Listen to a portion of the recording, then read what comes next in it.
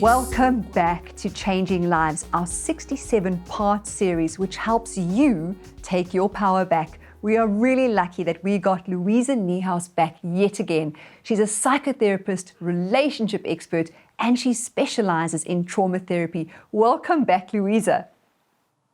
Hello, Tanya. Thank you. Louisa, we were talking about introspection and how hard it is for people because they were given this knee-jerk shock, this cold water over their heads and told, look inside, you've never been there, and this is who you are. You can't help other people, you have to help yourself now.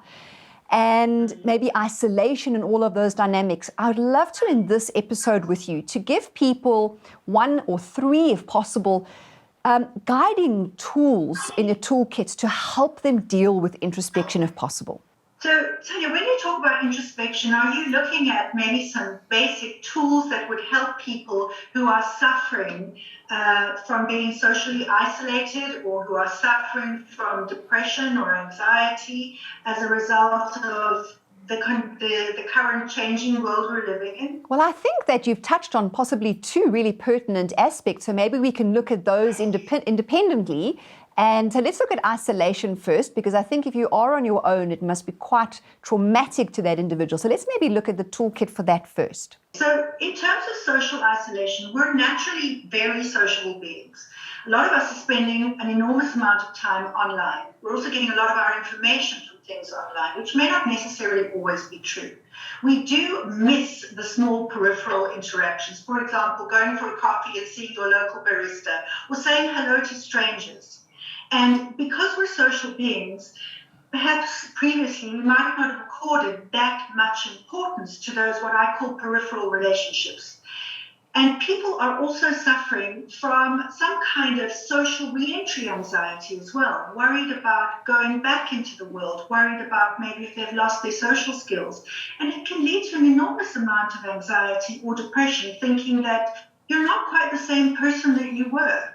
And now, if someone is in that space and they are craving an external validation because that's where they are, can you think of anything we can give them to help them deal with that? To be able to have an in-person interaction with someone that is meaningful for you or to you is probably, for me, the best way to socially re-engage or to validate yourself again, is to sit with a trusted friend or a therapist or someone that you feel you can really be yourself with.